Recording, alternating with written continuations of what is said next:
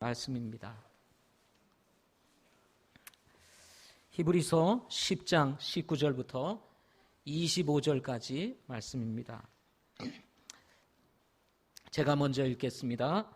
그러므로 형제들아, 우리가 예수님의 피를 힘입어 새롭고 살아있는 길로 지성소에 들어갈 담대함을 얻었는데,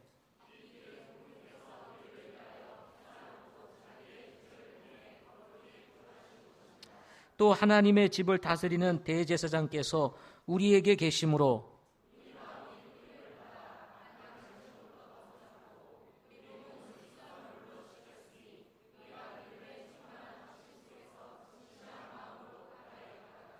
약속하신 분께서 신실하시니 우리의 믿음의 고백을 흔들림 없이 굳게 잡고, 같이 읽겠습니다. 어떤 사람들의 습관과 같이 우리 함께 모이는 일 패하지 말고 서로 권면하되 그날이 다가옴을 너희가 볼수록 더욱 그리하자. 아멘. 기도하시겠습니다. 좋으신 하나님, 주님을 찬양합니다. 오늘도 예배로 모였습니다.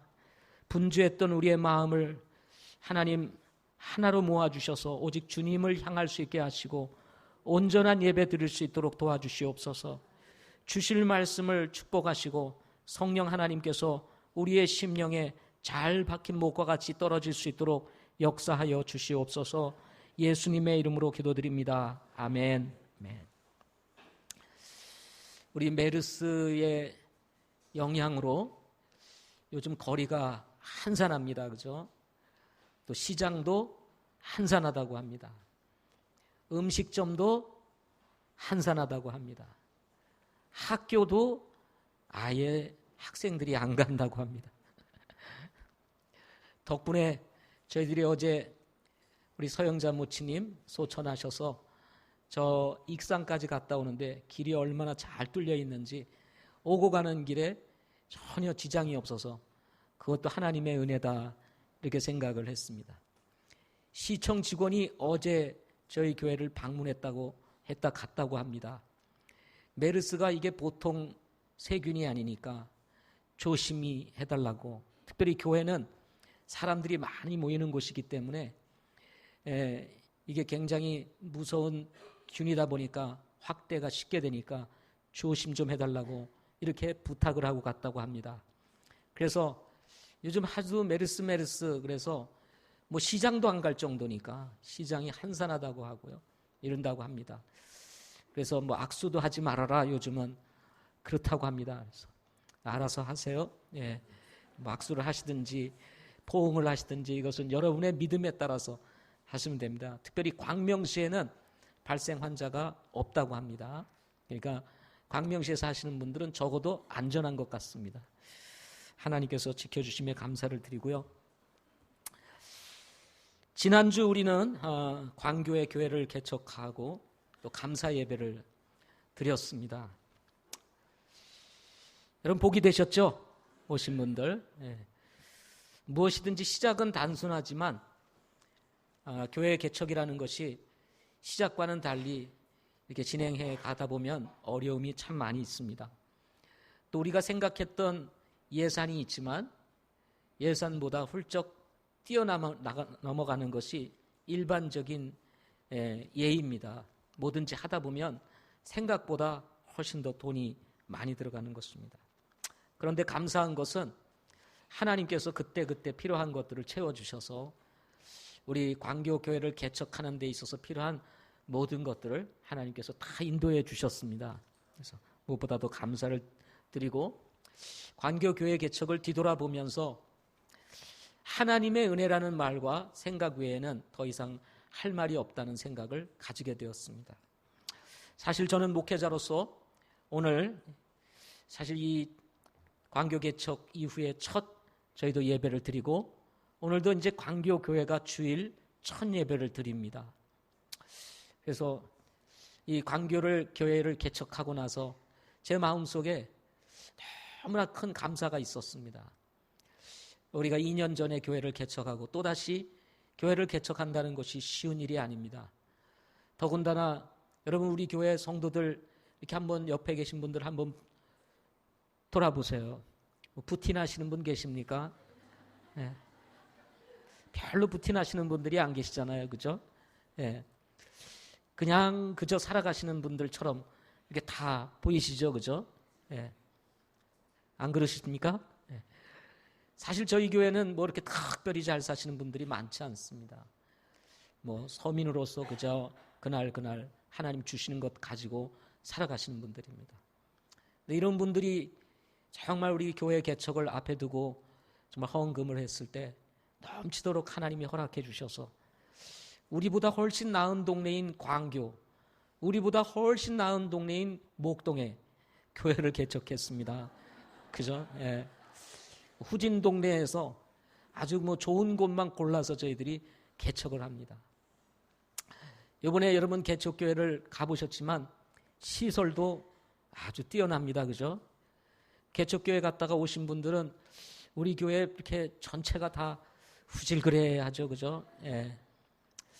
그럼에도 불구하고 하나님께서 교회를 개척하게 하셨습니다. 사실 저는 우리 교회 예배당 리모델링을 하고 싶은 마음이 수년 전부터 있었습니다.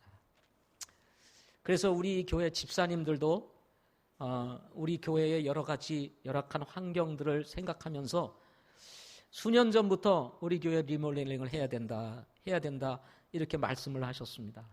그래서 뜻을 모아서 리모델링을 하려고 딱 계획을 세웠었습니다. 우리 30주년을 맞이해서. 그런데 또 하나님께서 야, 리모델링이 중요하냐? 교회가 개척이 돼야지. 그래서 리모델링을 중단하고 사실은 목동에 교회를 개척하게 되었습니다. 그리고 이제 2년이 지나서 사실은 또 저희들도 이제 리모델링을 좀 해야 되지 않겠냐 이렇게 생각할 때에 또 하나님께서 교회 개척에 대한 부담을 주셔서 올해 또 교회를 개척했습니다. 작년 11월에 저희들이 사무회의를 하면서 우리 교회 개척과 리모델링에 대한 사업 계획을 우리가 통과를 시켰습니다. 리모델링보다는 교회 개척이 우선이다. 이렇게 해서 저희들이 리모델링을 뒤로 하고 사실은 교회 개척을 하는 일에 집중하게 되었습니다. 이제 광교 교회를 개척하고 나니까 벌써 6월이에요. 그죠? 6월인데 광교 교회 가보니까 새 거잖아요. 바닥도 새거, 뭐 저기 이 브라인드도 새거, 강단도 새거, 뭐 마이크도 새거, 다 새거, 의자도 새거. 예. 예. 자, 의자 보면 참 깝깝합니다. 예. 예. 하도 자꾸 뜯고 이래서 왜 이렇게 자꾸 의자를 뜯는지 모르겠어요. 예. 누가 우리 교회에 불만이 많으신지 모르겠는데 자꾸 뜯어놓습니다. 예, 그런데 이번에 가서 의자도 보니까 너무 좋죠, 그죠? 예, 다들 교회가 좋다는 말은 안 하고 의자 좋다고 다들 얘기하시더라고요. 그래서 야, 이게 좋긴 좋은가 보다 이렇게 생각을 했습니다. 저희 교회를 보면은 제대로 된 게 없습니다. 문고리 하나, 뭐 남 하나 있는 게 없습니다. 2층 교육관을 한번 가보십시오. 여러분 참 들어가기 민망합니다. 예. 애들이니까 들어가지 어른들 들어가라 그러면 잘 안 들어갈 거예요. 예. 그렇죠? 예. 안 그러십니까? 뭐 애들 놀이시설 반쪽은 날라갔고요. 예. 그냥 그저 연결시켜 놓고 지금 있는 정도입니다. 의자 뭐 제대로 돼 있는 게 없고요. 오늘 멀쩡한 게 내일 가면 다 떨어지고 뭐 이렇게 막 되는 상황입니다. 벌써 저쪽 보니까 의자가 하나 뒤에 기대 있어요. 그래서 저기 왜 기대 놨지? 보니까 저것도 벌써 또 고장 났어요. 의자 수리하려고 벌써 다 보내는데 벌써부터 고장 나기 시작하는 거예요.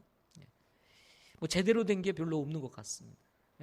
그럼에도 불구하고 저희들이 개척을 하는 일에 집중을 했습니다.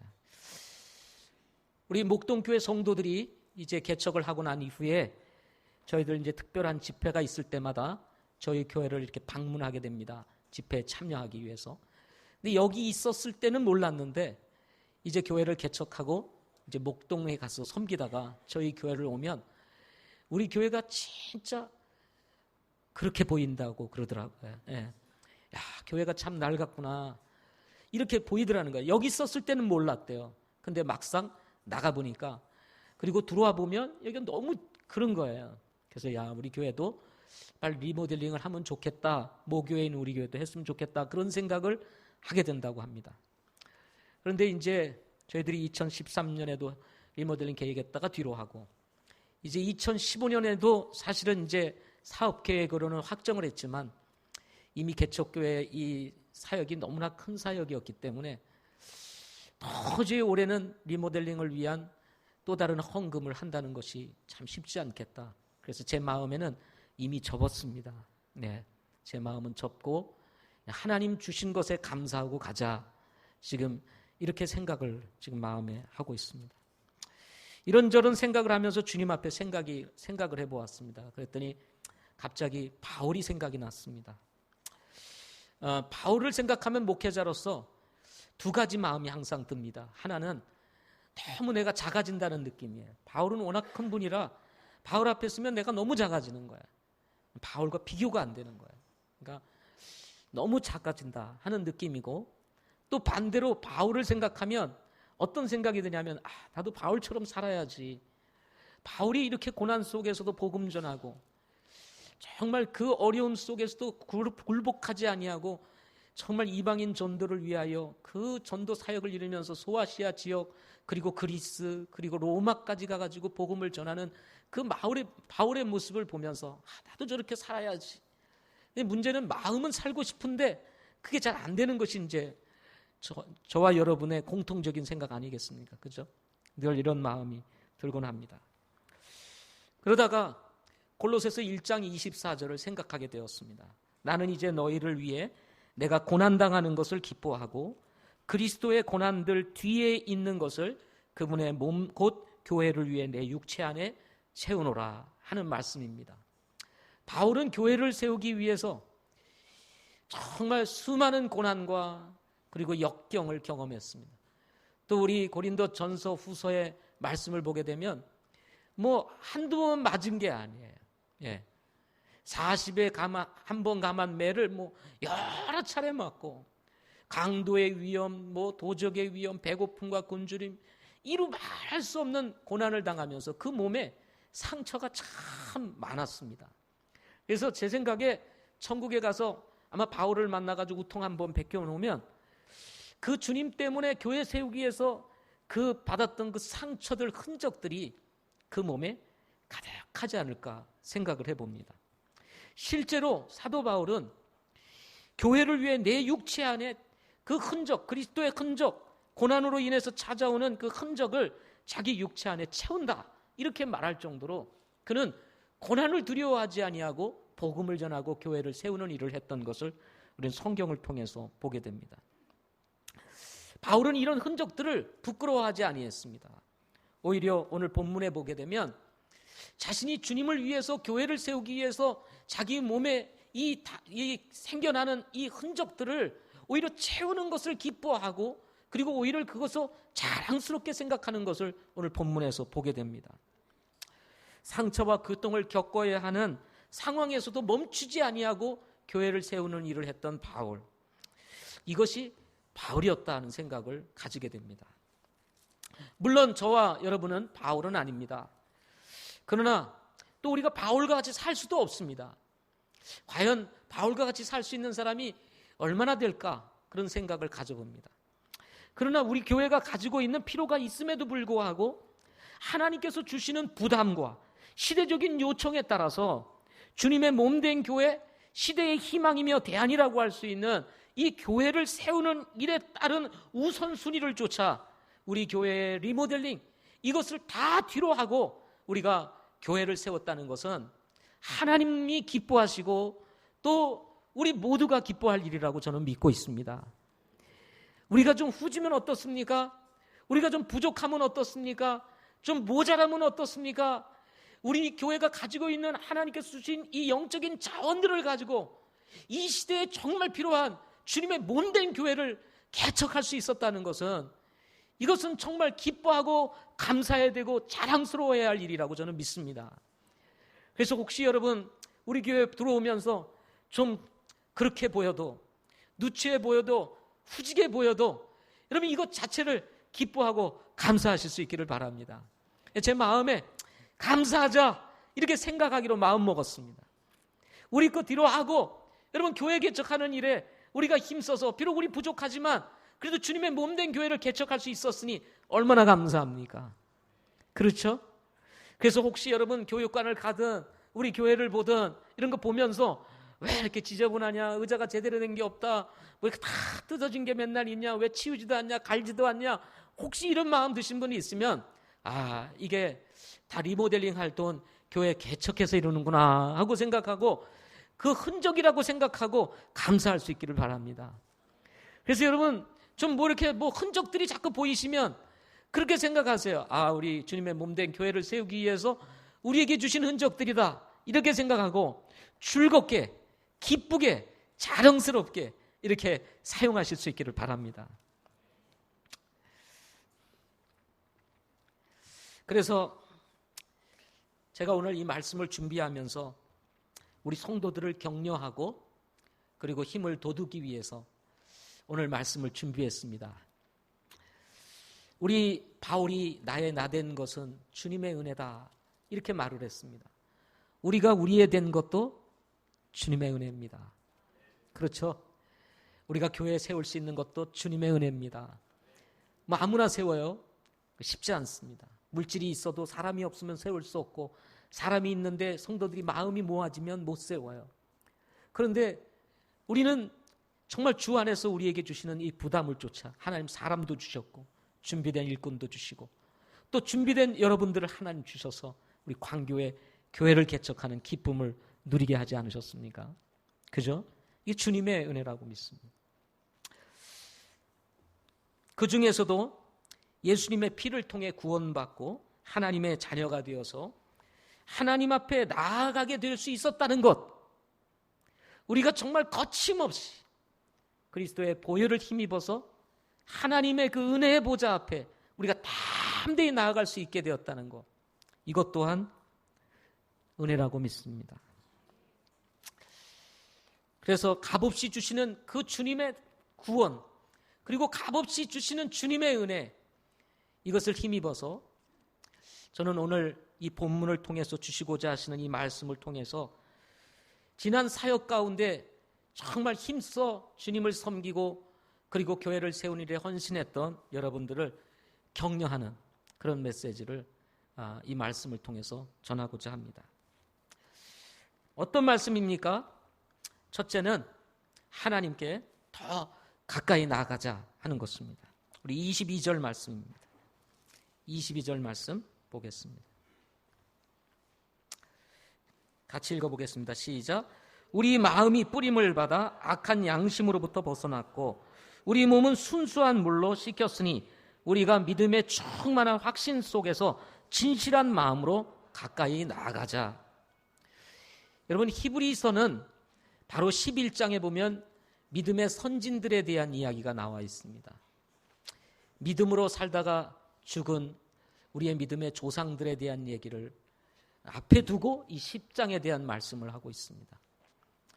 히브리서 기자는 고난 속에서 정말 신실하게 주님을 섬기고 있는 성도들을 격려하기 위해서 이 말씀을 쓰면서 이 어렵고 힘든 상황 속에서도 믿음을 지키고 살아가는 성도들에게 하나님께 더 가까이 나아가도록 격려하고 있는 것을 보게 됩니다.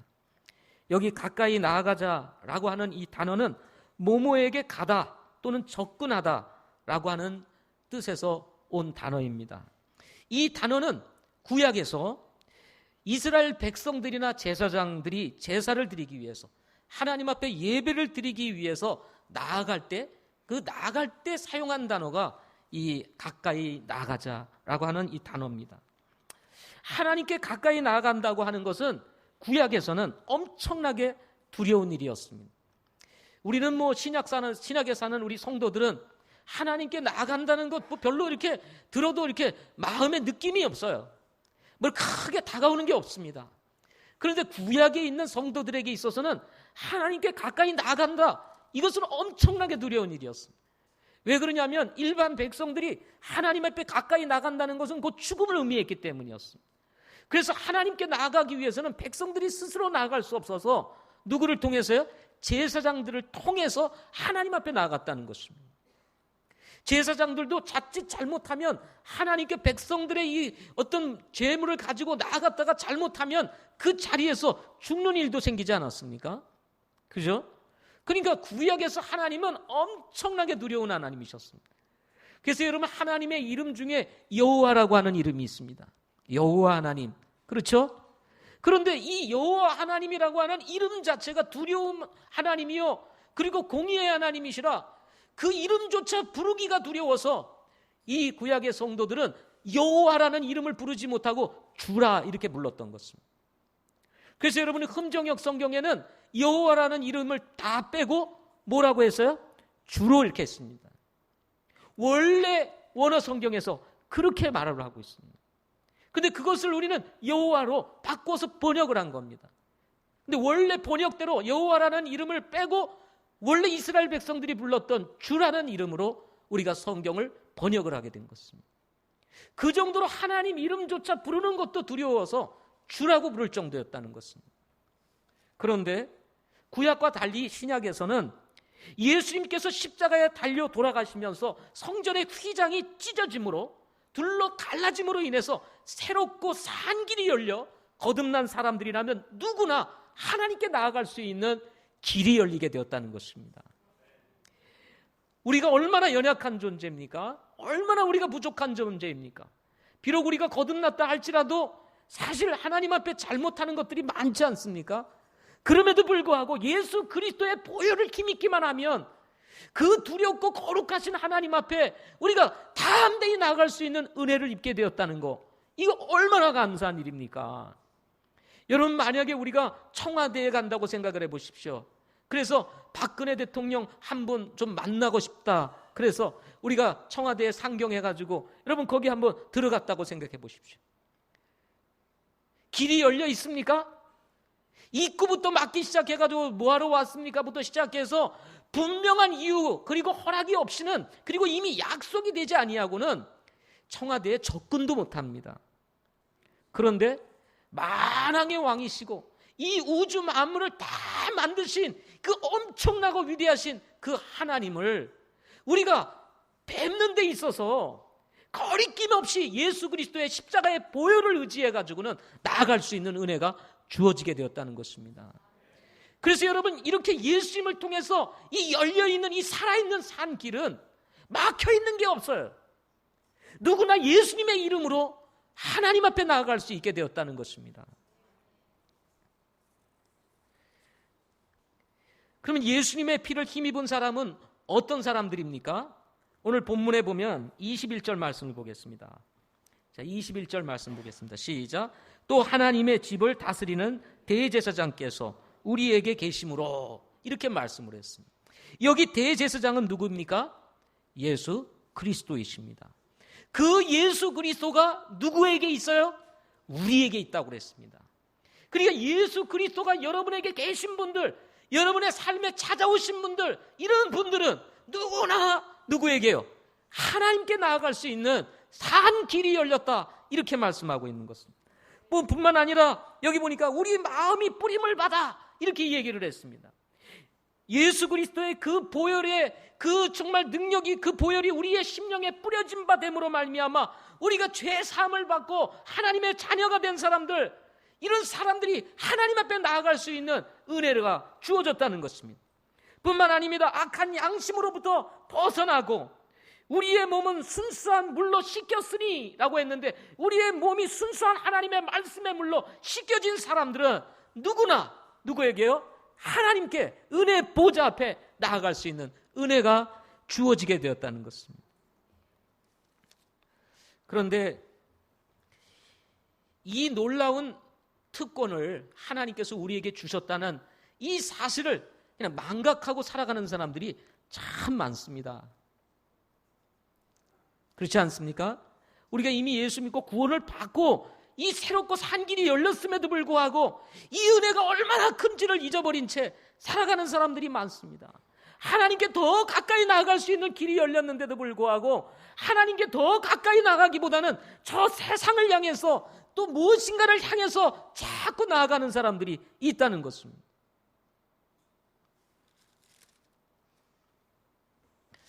저는 우리의 인생에 있어서 가장 위대한 만남, 그리고 가장 놀라운 만남, 그것은 우리 주님을 만난 것이라고 믿습니다.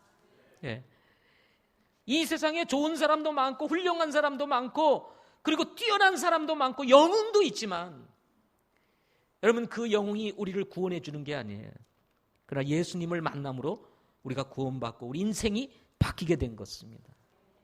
그래서 여러분, 이 위대한 주님, 그리고 이 하나님을 만나는 사람은 그 삶의 기적이 일어나고 삶의 변화가 찾아오게 되는 것입니다.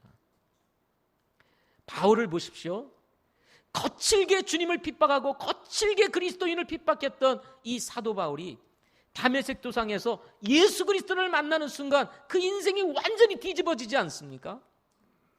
그 거룩하고 위대하신 하나님을 만나는 후에 어떻게 여러분 변화가 일어나지 않겠습니까? 그렇게 우리가 만나서 변화된 사람들이 저와 여러분들 아닙니까? 바울의 경험이 각자 우리에게 다 있는 것 아니겠습니까?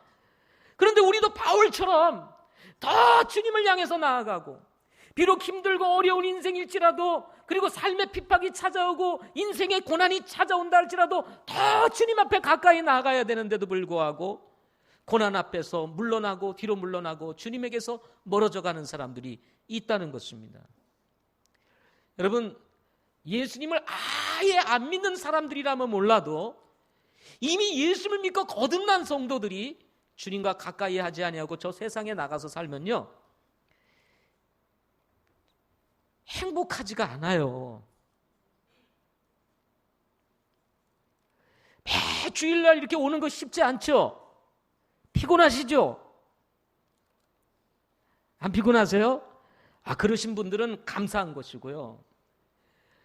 여러분, 주일날 일주일 동안 열심히 일하다가 또 요즘 젊은 우리 친구들은 토요일 되면 좀 쉬고 싶은데 또 애 데리고 나가야 되잖아요. 그죠?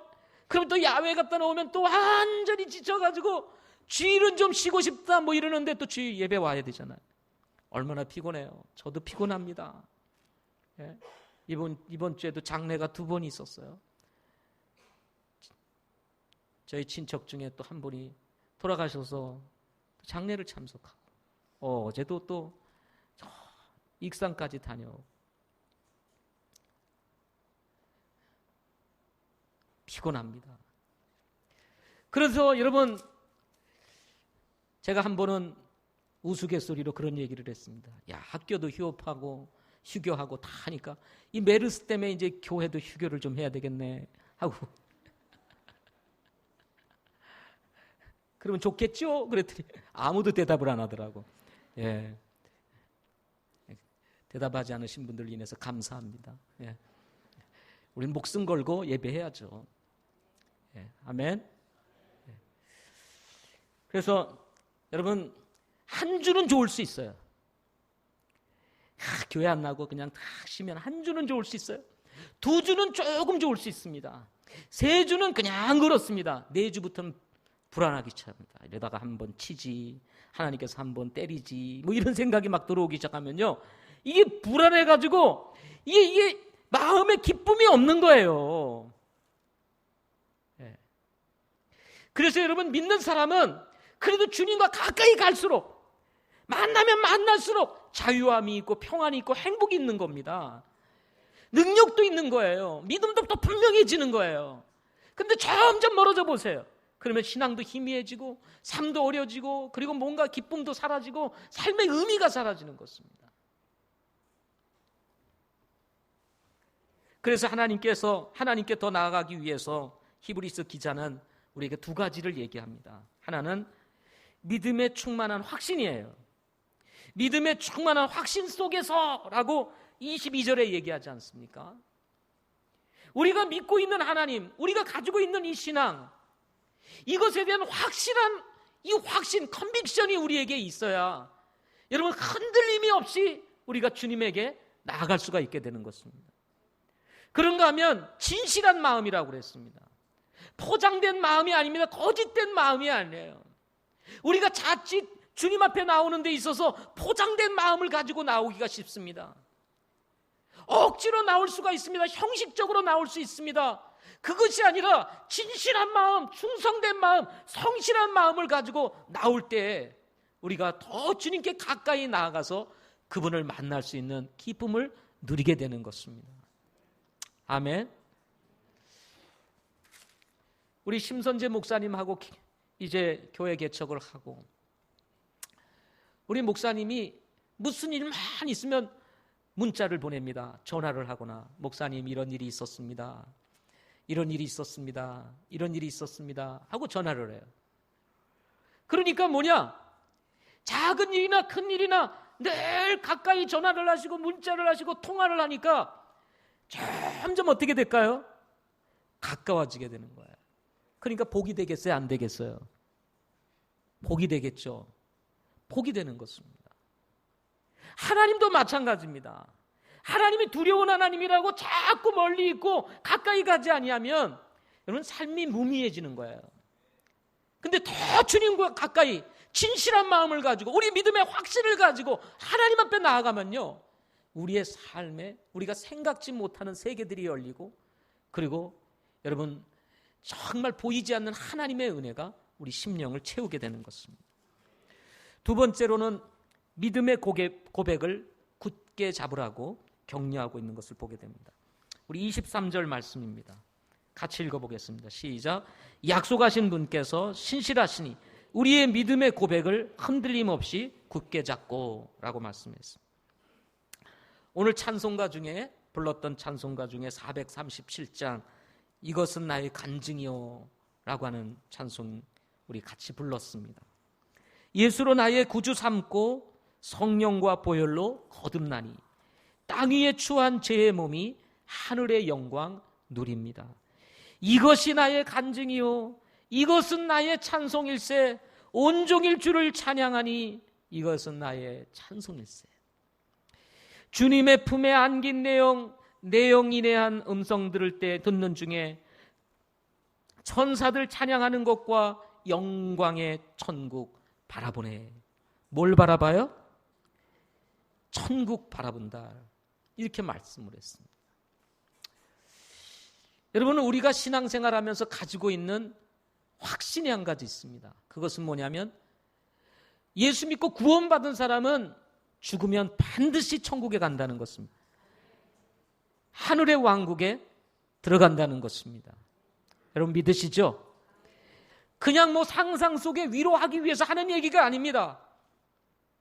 우리 주님께서 처소를 예비하고 계시는데 그 처소는 그냥 상상 속의 세계가 아니고 실제로 하나님께서 우리를 위해서 예비하시는 도시요 성인 것입니다. 우리의 믿음의 고백 속에 담겨져 있는 소망을 지금 이 찬송가 가사 속에 녹아 있는 것을 보게 되는 것입니다. 우리 서영자 모치님, 우리 어제 세상을 떠나셨습니다. 우리 교회의 회원은 아니셨지만 우리 따님들이 교회를 다니고 계시기 때문에 늘 예배를 이렇게 오시곤 하셨습니다. 이해주 자매님이 예수님을 믿고 나서 어머님 전도해가지고 어머님도 예수 믿게 되었습니다. 근데 어머님이 어떻게 보면 따님보다도 더 열심인 것 같아요. 그렇게 아름답게 주님을 섬기셨던 귀한 모친님이십니다. 제가 어제 이렇게 장례에 이렇게 조문을 하기 위해서 또 위로 예배를 드리기 위해서 갔는데 우리 이해주 자매님이 슬퍼하는 것이 아니라 아주 기뻐하는 것입니다. 그러니까 다들 뭐라 그러냐면 어떻게 저렇게 씩씩해? 어떻게 씩씩해? 그러면서 하는 말이 씩씩하니까 더 뭐라 그럴까요? 애처롭다. 이런 말씀을 옆에서 하시는 것을 들었습니다. 예수 믿지 않는 분들이 볼 때에는 아니 이렇게 어머님이 돌아가셨는데 저렇게 웃으면서 다니나 그렇게 생각하기 좋습니다. 뭐 어머니 돌아가신 게 좋은가? 이렇게 생각하시는 분들도 있을 것입니다. 그런데 어머니 돌아가셨는데 왜 밝게 웃으면서 이 장례를 기쁘게 치를 수 있습니까? 뭐 때문에 어머니가 세상 떠나서 기뻐하는 겁니까? 그게 아니죠. 우리 어머님이 믿는 하나님, 그분이 소망했던 하나님의 나라가 분명히 존재하고 있기 때문에 우리는 기뻐하고 감사할 수가 있는 것입니다. 3절을 보게 되면 주 안에 은혜 받음으로 마음속 풍파가 잔잔하니 이 몸과 세상 간 곳 없고 구속한 주만 바라보네. 마음속에 풍파가 잔잔할 날이 없어요. 오늘도 바람이 불고 오늘도 태풍이 불고 오늘도 파도가 치는 날들이 매일매일 이어지신 분들 계시죠? 그런데 여러분, 이 풍파를 바라보고 그게 보이면은 이게 믿음이 점점 시그러지고 사라지고 희망이 보이지를 않습니다. 절망과 좌절밖에 남는 것이 없어요. 그런데 이 가사를 보세요. 이 몸과 세상 간 곳 없고 구속한 주만 바라보네. 우리 주님이 보이는 거예요. 우리 주님이 내 눈에 보이는 겁니다. 이렇게 되면 여러분, 여기서 힘이 나고 소망이 생기게 되고, 그리고 여러분 격려를 받게 되는 축복이 있게 되는 거예요. 오늘날 수많은 성도들이 이 찬송을 즐겨 부르는 것이 무엇입니까? 이 가사 속에 우리 성도들이 살아야 될 신앙의 엑기스 원리들이 이 가사 속에 깊이 녹아있기 때문에 그렇습니다. 제가 이 가사를 묵상하면서 이 짧은 가사지만 이 가사 속에 담겨져 있는 이 신앙의 원리만 우리의 삶에 적용해도 우리 성도들이 이 세상 지나가는 일에 있어서 어려움이 없겠다. 고난이 찾아오고 풍파가 찾아오고, 그리고 여러분 심각한 위기가 찾아오고 질병이 찾아와서 우리의 목숨을 위협하다 할지라도 여러분 천국을 바라보네. 그러면 싹 사라지는 거 아닙니까? 두려움도. 그래요, 안 그래요? 다 사라지는 것 아닙니까? 우리에게 천국이 기다리고 있는데 뭐가 걱정입니까? 우리가 어떻게 구원을 받았고, 우리가 어떻게 변화되었으며, 우리가 어떤 소망을 가지고 있으며 어떻게 살아가야 되는지를 말하고 있는 이 내용이 바로 이 찬송가 가사라고 할 수가 있습니다. 성도들이 살아가면서 붙잡아야 될 게 뭡니까? 여러분, 뭘 붙잡고 사세요? 우리 자매님들 남편을 꼭 붙잡고 사십니까? 우리 남편 되시는 분들은 우리 자매님들 꼭 붙잡고 사십니까? 아니면 그래도 자식이 제일이지 그리고 자식 붙잡고 삽니까? 아니면 자식도 남편도 아내도 다 소용없어 모니가 최고야 그리고 모니 붙잡고 삽니까? 사업을 붙잡고 삽니까? 아니면 여러분의 건강을 붙잡고 삽니까? 아니면 우리의 지혜를 붙잡고 살아갑니까? 지금까지 살아오면서 가졌던 수많은 경험을 붙잡고 삽니까? 아니면 여러분 권력을 붙잡고 삽니까? 그런 것들은 다 지나가는 것들입니다. 그러나 영원히 우리와 함께 하시는 것은 바로 우리를 죄에서 구원하신 예수 그리스도이신 것입니다. 그분께서 예비해 주신 하나님의 나라인 것입니다. 이 믿음의 고백 속에 담겨져 있는 그 핵심 주인공이 누구예요? 예수 그리스도 아닙니까? 그분이 우리를 위해서 십자가에 달려 돌아가시고 그리고 장사 지낸 바 되었다가 3일 만에 부활하심으로 말미암아 우리도 부활할 것에 대한 소망을 우리에게 주신 분, 그것을 믿고 받아들임으로 말미암아 여러분 우리가 죄 사함 받고 구원받아 하나님의 자녀가 된 것 아닙니까? 이것이 바로 우리의 믿음의 고백인 것입니다. 이 고백 속에 숨겨져 있는 담겨져 있는 그 위대한 소망까지도 하나님께서 우리에게 약속해 주신 거예요. 그래서 오늘 본문에 보면 약속하신 분께서 신실하시니 라고 말씀하고 있는 것입니다. 그분은 약속하신 것을 반드시 이루는 분이십니다. 하신 말씀을 실행하시는 분이에요. 한 번도 그 약속을 어기신 분이 아니십니다, 이 말이죠. 한 번 약속하신 것은 반드시 지키시는 분, 그분이 누굽니까? 우리를 구원해 주신 구주 예수 그리스도이신 것입니다. 요한복음 14장 1절부터 3절에 보면 너희는 마음에 근심하지 말라. 하나님을 믿고 또한 나를 믿으라. 내 아버지 집에 거할 곳이 많도다. 그렇지 않으면 내가 너희에게 말해 주었으리라. 내가 너희를 위해 처소를 예비하러 가노니 가서 너희를 위해 처소를 예비하면 내가 다시 와서 너희를 내게로 받아들여 내가 있는 곳에 거기에 너희도 있게 하리라 하고 말씀하셨습니다. 예수님이 제자들을 두고 하신 말씀입니다.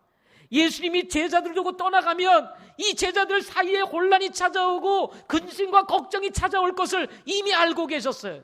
그래서 제자들에게 말씀하시는 것입니다. 그들의 믿음을 강화시키고 흔들린 마음을 붙잡아주기 위해서 우리 주님이 말씀하신 거예요. 너희는 마음에 근심하지 말라. 하나님을 믿으니 또 나를 믿으라. 다른 거 흔들리지 말고 다른 거 보지 말고 날 믿어. 이렇게 주님께서 말씀하고 계시지 않습니까? 제자들이 붙잡아야 될 게 누구겠습니까? 여러분, 주님인 것입니다. 주님이 하셨던 그 말씀 붙잡고 나아갈 때 하나님께서 그들을 위하여 예비한 처소를 그들이 이제 상속 유업으로 얻게 된다고 말씀하고 있는 것입니다. 히브리서 11장 11절부터 16절 말씀해 보면 믿음을 통해 사라 자신도 나이가 지났을 때에 씨를 수태하는 힘을 받아 아이를 출산하였으니 이는 그녀가 약속하신 분은 신실한 분으로 판단하였기 때문이라. 이 사라가 하나님을 어떤 분으로 판단했다고 그랬습니까? 신실하신 분, 약속하신 분은 신실한 분으로 판단하였으니, 그리고는 이어서 말하기를 그러므로 심지어 죽은 자와 다름없던 한 사람에게서 하늘의 허다한 별과 바닷가의 무수한 모래와 같이 많은 사람이 나왔느니라. 하나님께서 약속하신 대로 아브라함의 신 이삭을 통해서 또 하나님께서 후손을 주시고 후손을 주셔가지고 뭐라고 그랬습니까? 바닷가에 무수한 모래와 같이 많은 자손들이 나왔다고 성경에 말씀하고 있는 것입니다. 하나님이 약속하신 것은 반드시 지키신다는 것입니다. 하나님은 신실하신 분이시라는 것입니다. 그리고는 이어서 말합니다. 이들은 다 믿음 안에서 죽었으며 태어났습니다. 그런데 모두가 다 죽었어요. 약속하신 것들을 받지 못하였을 때 멀리서 그것들을 보고 확신하며 끌어안았고 또 땅에서는 자기들의 나그네여 순례자라고 고백하였으니, 자신들은 이 땅에서 나그네여 순례자라는 것입니다. 그냥 지나가는 사람이라는 거예요. 그런 것들을 말하는 자들은 자기들이 본향을 찾고 있음을 분명히 나타내었느니라. 그리고는 마지막 절에 이런 말씀이 있습니다. 이제는 그들이 더 좋은 본향을 사모하니 곧 하늘의 본향이라. 그러므로 하나님께서도 그들의 하나님이라 불리는 것을 부끄러워하지 아니하시나니 그분께서 그들을 위하여 한 도시를 예비하였느니라. 여러분, 우리가 이 세상 살아가는 데 있어서 때로는 힘들고 어려운 일들 많습니다. 예수 믿는다는 이유 때문에 남들보다 더 많은 고난을 우리가 경험해야 될 때도 있습니다. 그럼에도 불구하고 우리의 믿음의 구호액을 굳게 붙잡아야 되는 이유가 무엇입니까? 여러분, 우리 믿음의 선진들이 바라보았던 더 좋은 본향이 우리를 기다리고 있기 때문인 것입니다. 우리의 믿음의 고백이 헛것이 아니라는 얘기예요. 우리가 정말 고백했던 그 주님이 바로 헛된 분이 아니라는 것입니다. 그분이 약속하신 것은 반드시 이루어지고 성취되어진다는 사실을 오늘 말씀을 통해서 우리에게 주고 계시는 것입니다. 우리 모친님들 이제 살 날이 얼마 남지 않으셨다고 뭐 그냥 재미없게 살지 마세요. 아멘. 우리에게 더 좋은 것이 기다리고 있다는 거예요. 그러므로 힘차게 사세요. 신나게 사세요. 신나게 사시다가 어떻게 해요? 더 천국에 가면 더 신나는 일이 우리를 위해서 기다리고 있다 이 말이죠. 네?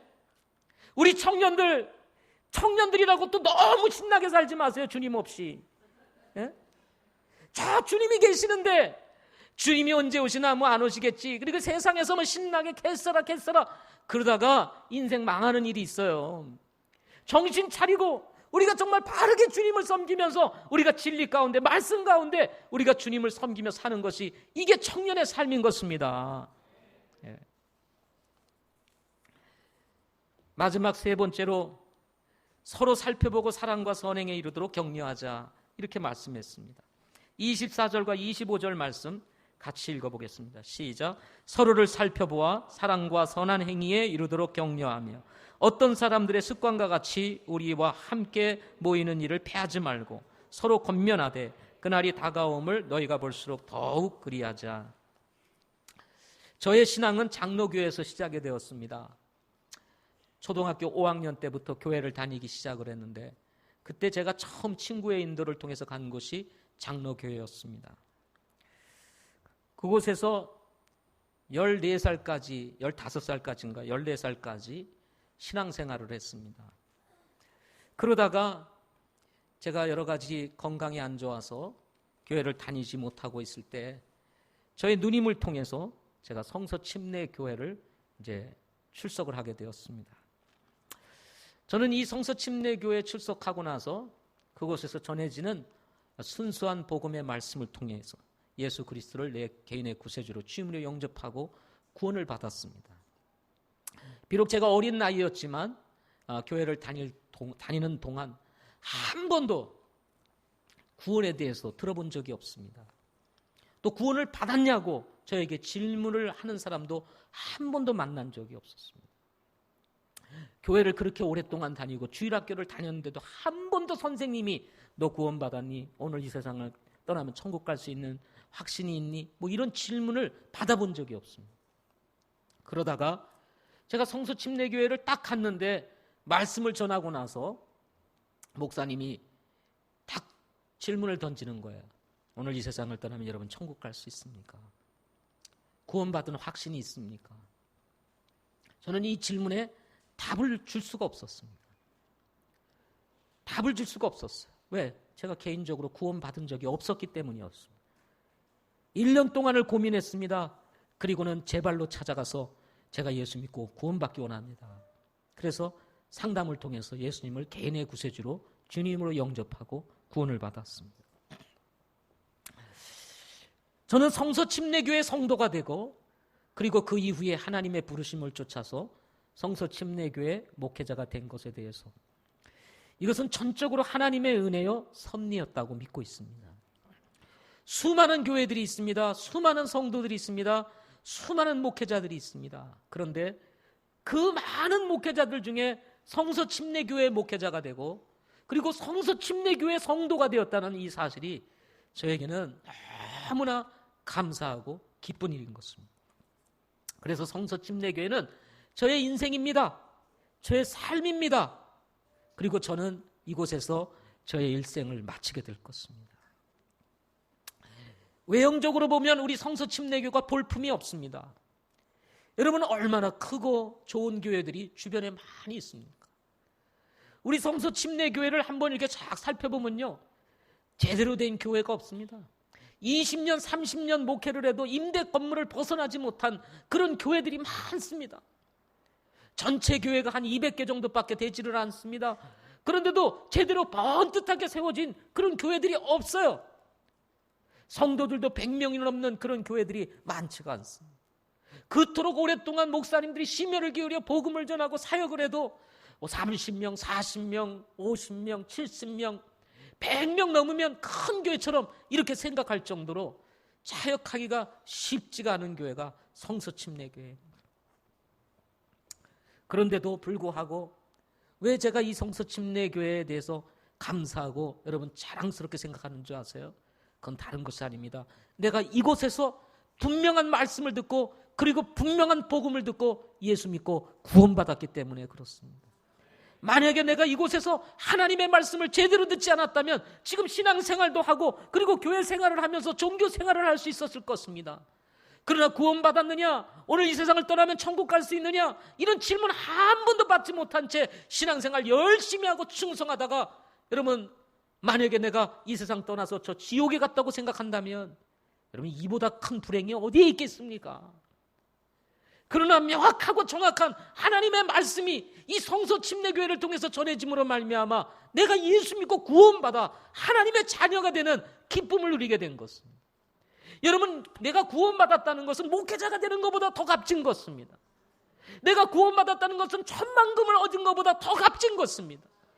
내가 구원받은 것은 여러분 이 세상에 어떤 명예를 내게 다 준다 할지라도 그거보다 더 값진 것이 바로 예수 믿고 거듭난 거예요.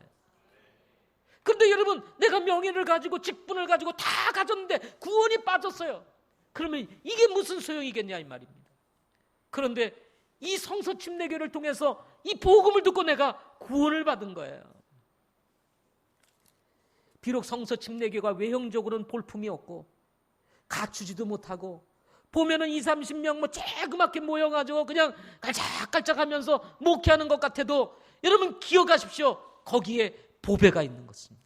하나님의 말씀이 있는 거예요. 그것이 살아있다 이 말이죠. 예?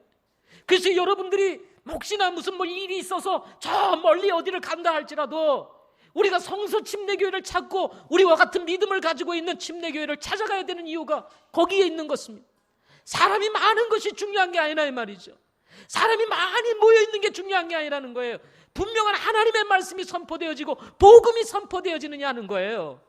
이것이 없으면 무슨 소용이 있습니까? 이것이 없으면. 이사야서 53장 2절부터 3절 말씀해 보면 예수님을 대언자 이사야가 이렇게 소개를 합니다. 그가 그분 앞에서 연한 초목같이 마른 땅에서 나온 뿌리같이 자랄 터이니 그에게는 모양도 없고 우아함도 없으며 우리가 그를 볼 때에 그를 흠모할 만한 아름다움이 없도다. 700년 전에 살던 이 대언자 이사야가 700년 후에 태어나실 예수님에 대해서 지금 대언을 하면서 하는 말입니다. 그분은 연한 초목과 같이 그리고 마른 땅에서 나온 뿌리같이 자랄 터이니 그에게는 모양도 없고 우아함도 없고 우리가 그를 볼 때 그를 흠모할 만한 아름다운 것이 없도다. 그는 사람들에게 멸시를 당하고 거부되었으며 슬픔의 사람이요 고통을 잘 아는 자라. 우리는 그를 피하려는 것 같이 우리의 얼굴을 감추었으며 그는 멸시를 당하였고 우리는 그를 귀히 여기지 아니하였도다.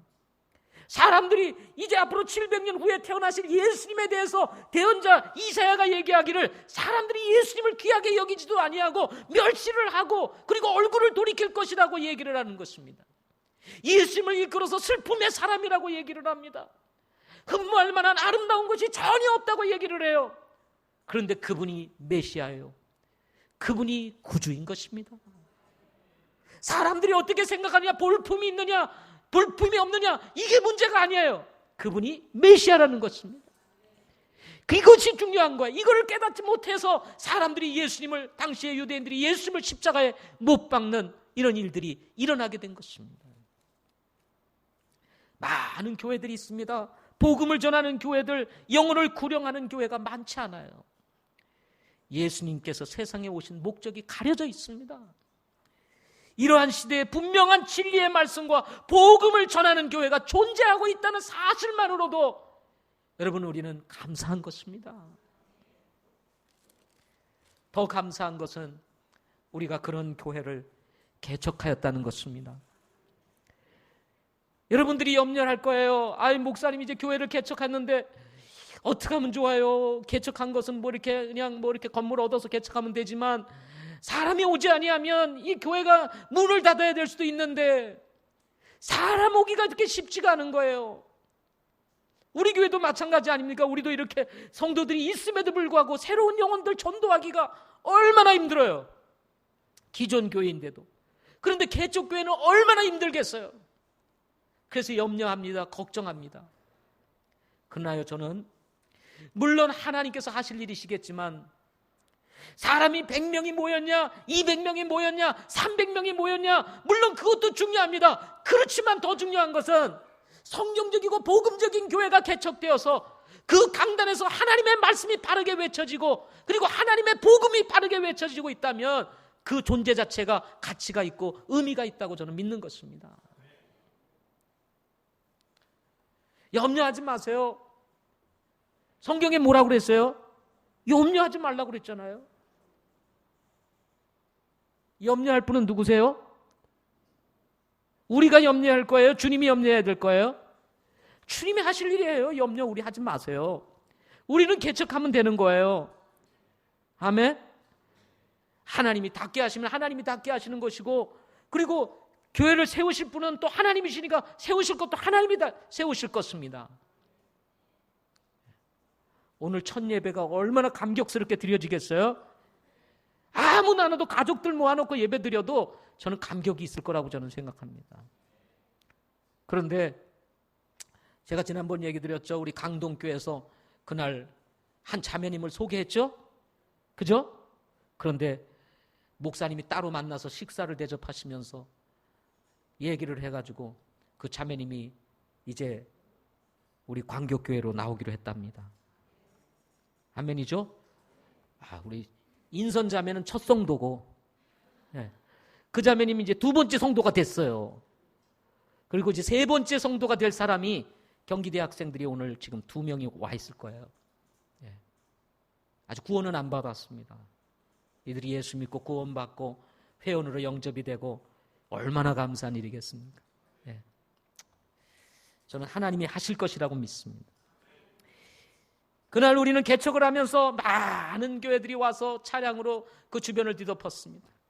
그랬더니 경찰차들이 그 주변을 순찰을 하다가 갑자기 이 밤에 웬 차들이 이렇게 모였냐 그래가지고 도대체 여기 무슨 일이 있냐고 와가지고 묻고 갔답니다. 교회를 개척했다고. 교회가 개척됐다고 여러분 세상이 눈 하나 깜짝하겠습니까? 야, 교회가 개척했대. 그리고 사람들이 떠들어다니겠어요? 개척했네, 뭐 교회가 하나 생겼네 이러고 말겠죠. 그죠? 눈 하나 깜짝하겠습니까? 그러나 여러분, 누군가 광교교회를 통해서, 누군가 목동교회를 통해서 예수를 믿고 구원을 받는다면 그것이 곧 세상이 변하는 것이고, 여러분, 한 사람이, 정말 누군가 한 사람이 예수를 믿고 구원을 받는다면 그 사람의 인생의 역사가 새롭게 쓰여지게 된다는 사실인 것입니다. 여러분, 그렇기 때문에 여러분, 교회가, 광교교회가 세워지고 그곳에서 한 명이 구원받고 교회가 문 닫았어요. 그래도 그건 가치가 있는 것입니다. 한 영혼이 구원받았다면, 여러분, 한 영혼을, 이 세상의 모든 사람이 세상을 떠나고 한 영혼이 남아 있어요. 그래도 주님은 오실 것이라는 것입니다. 그 한 영혼을 위해서.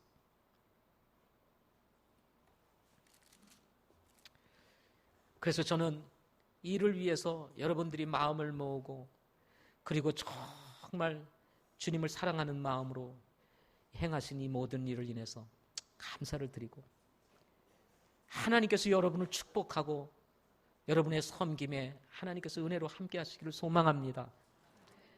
그리고 저 목회자로서 저의 마음속에 정말 여러분들에 대해서 감사하는 마음이 더 많이 커지게 되었고, 여러분 한 분 한 분들이 너무 귀하고 소중하다 하는 생각을 더 크게 가졌습니다. 이번 광교교회 개척을 위해서 정말 기도해 주시고 후원해 주신 여러분들에게 다시 한번 머리 숙여서 감사를 드립니다.